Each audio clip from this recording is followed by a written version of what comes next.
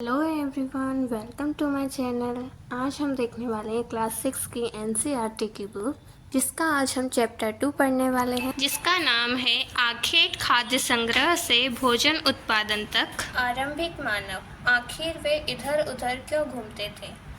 हम उन लोगों के बारे में जानते हैं जो इस उपमहाद्वीप में 20 लाख साल पहले रहा करते थे। आज हम उन्हें आखेटक खाद्य संग्राहक के नाम से जानते हैं। भोजन का इंतजाम करने की विधि के आधार पर उन्हें इस नाम से पुकारा जाता है।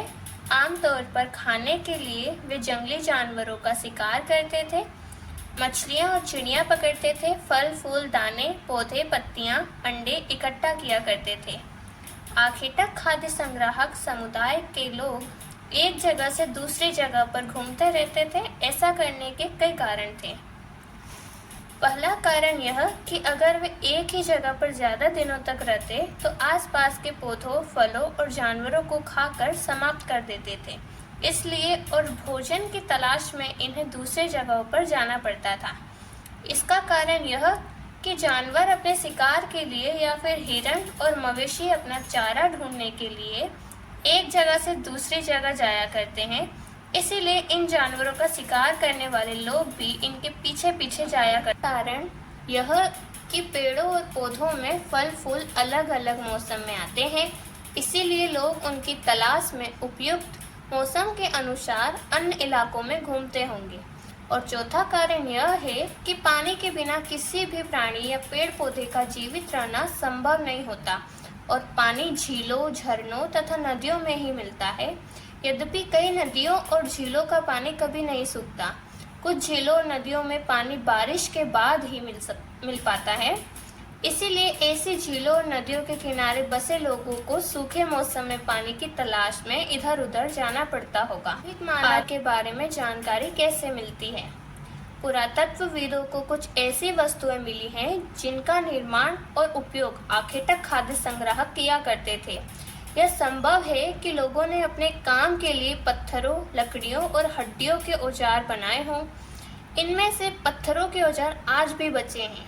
इनमें से कुछ औजारों का उपयोग फल फूल काटने, हड्डियां और मांस काटने तथा पेड़ों की छाल और जानवरों की खाल उतारने के लिए किया जाता था।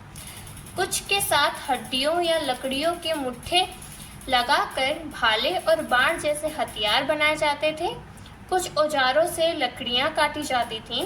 लकड़ियों का उपयोग ईंधन के साथ साथ झोपड़ियां और औजार बनाने के लिए भी किया जाता था। पत्थर के औजारों का उपयोग इंसान के खाने योग्य जड़ों को खोदने के लिए किया जाता था और जानवरों की खाल से बने वस्त्रों को सिलने के लिए किया जाता था। रहने की जगह निर्धारित करना। लाल त्रिकोण वाले स्थान वे पुरास्थल हैं जहां पर आखेटक खाद्य संग्राहकों के होने के प्रमाण मिले हैं। इनके अलावा भी और कई स्थानों पर आखेटक खाद्य संग्राहक रहते थे। मानचित्र में सिर्फ कुछ गिने चुने स्थान ही चिन्हित किए गए हैं। कई पुरास्थल नदियों और झीलों के किनारे पाए गए हैं। क्योंकि पत्थर के उपकरण बहुत महत्वपूर्ण थे, इसलिए लोग ऐसी जगह ढूंढते रहते थे जहां अच्छे पत्थर मिल सकें।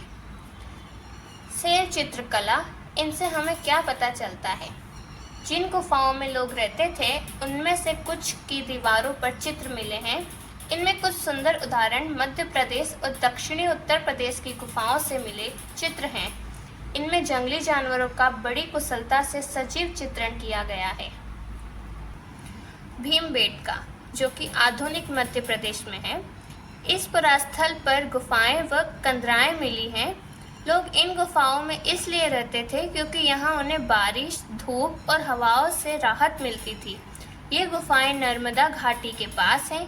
पुरास्थल उस स्थान को कहते हैं जहाँ औजार, बर्तन और इमारतों जैसी वस्तुओं के अवशेष मिलते हैं। ऐसी वस्तुओं का निर्माण लोगों ने अपने काम के लिए किया था और बाद में वे उन्हें वहीं छोड़ गए। ये जमीन के ऊपर, अंदर, कभी कभी समुद्र और नदी के तल में भी पाए जाते हैं। इन पुरास्थलों के बारे में आपको अगले अध्यायों में बताया जाएगा। आग की खोज। कुरनुल गुफाएं ढूंढो। यहाँ राख के अवशेष मिले हैं। इसका मतलब यह है कि आरंभिक लोग आग जलाना सीख गए थे। आग का इस्तेमाल कई कार्यों के लिए किया गया होगा, जैसे कि प्रकाश के लिए, मांस भूनने के लिए और खतरनाक जानवरों को दूर आदि भगाने के लिए। नाम और तिथियां। हम जिस काल के बारे में पढ़ रहे हैं, पुरातत्वविदों ने उनके बड़े बड़े नाम रखे हैं। आरंभिक काल को वे पुरापाषाण काल कहते हैं। यह दो शब्दों यानी पुरा यानी प्राचीन और पाषाण यानी पत्थर से बना है। यह नाम पुरास्थलों से प्राप्त पत्थर के औजारों के महत्व को बताता है। पुरापाषाण काल 20 लाख साल पहले से 12,000 साल पहले के दौरान माना जाता है। इस काल को भी 3 भागों में विभाजित किया गया है: आरंभिक, मध्य एवं उत्तर पुरापाषाण युग। मानव इतिहास की लगभग 99% कहानी इसी काल के दौरान घटित हुई है। जिस काल में हमें पर्यावरणीय बदलाव मिलते हैं उसे मेसोलिथ यानी मध्य पाषाण युग कहते हैं। इसका समय लगभग 12,000 साल पहले से लेकर 10,000 साल पहले तक माना गया है। इस काल के पाषाण औजार आमतौर पर बहुत छोटे होते थे। इन्हें माइक्रोलिथ यानी लघु पाषाण कहा जाता है। प्रायः इन औजारों में हड्डियों या लकड़ियों के मुट्ठे लगे हंसियां और आरी जैसे औजार मिलते थे। साथ साथ पुरापाषाण युग वाले औजार भी इस दौरान बनाए जाते रहे। अगले युग की शुरुआत लगभग 10,000 साल पहले से होती है। इसे नवपाषाण युग कहा जाता है। नवपाषाण का क्या मतलब होता होगा? हमने कुछ स्थानों के नाम दिए हैं। अगले अध्यायों में तुम्हें ऐसे अनेक नाम मिलेंगे। अक्सर हम पुराने स्थानों के लिए उन नामों का प्रयोग करते हैं जो आज प्रचलित हैं, क्योंकि हमें ज्ञात नहीं है कि उस काल में इनके क्या नाम रहे होंगे। नेक्स्ट पॉइंट है बदलती जलवायु। लगभग 12,000 साल पहले दुनिया की जलवायु में बड़े बदलाव आए और गर्मी बढ़ने लगी। इसके परिणाम स्वरूप कई क्षेत्रों में घास वाले मैदान बनने लगे। इससे हिरण, बारहसिंगा, भेड़, बकरी और गाय जैसे उन जानवरों की संख्या बढ़ी जो घास खाकर जिंदा रह सकते थे।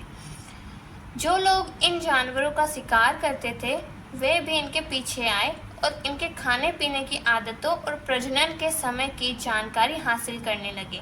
हो सकता है कि तब लोग इन जानवरों को पकड़कर अपनी ज़रूरत के अनुसार पालने की बात सोचने लगे हों। साथ ही इस काल में मछली भी भोजन का महत्वपूर्ण स्रोत बन गई। खेती और पशुपालन की शुरुआत। इसी दौरान उपमहाद्वीप के भिन्न भिन्न इलाकों में गेहूं, जौ और धान जैसे अनाज प्राकृतिक रूप से उगने लगे थे। शायद महिलाओं, पुरुषों और बच्चों ने इन अनाजों को भोजन के लिए बटोरना शुरू कर दिया होगा। साथ ही वे यह भी सीखने लगे होंगे कि यह अनाज कहाँ उगते थे और कब पककर तैयार होते थे। ऐसा करते करते लोगों ने इन अनाजों को खुद पैदा करना सीख लिया होगा। इस प्रकार धीरे धीरे वे कृषक बन गए होंगे। इसी तरह लोगों ने अपने घरों के आसपास चारा रखकर जानवरों को आकर्षित कर उन्हें पालतू बनाया होगा। सबसे पहले जिस जंगली जानवर को पालतू बनाया गया वह कुत्ते का जंगली पूर्वज था। धीरे धीरे लोग भेड़, बकरी, गाय और सूअर जैसे जानवरों को अपने घरों के नज़दीक आने को उत्साहित करने लगे। ऐसे जानवर झुंड में रहते थे और ज़्यादातर घास खाते थे। अक्सर लोग अन्य जंगली जानवरों के आक्रमण से इनकी सुरक्षा किया करते थे और इस तरह धीरे धीरे वे पशुपालक बन गए। चलिए आज के लिए इतना ही। अब नेक्स्ट पार्ट इस चैप्टर का बहुत जल्दी आएगा। तब तक के लिए आप कमेंट कर बताएं कि आपको कैसा लगा। वीडियो को लाइक करें, शेयर करें और चैनल को सब्सक्राइब करें। Bye, take care.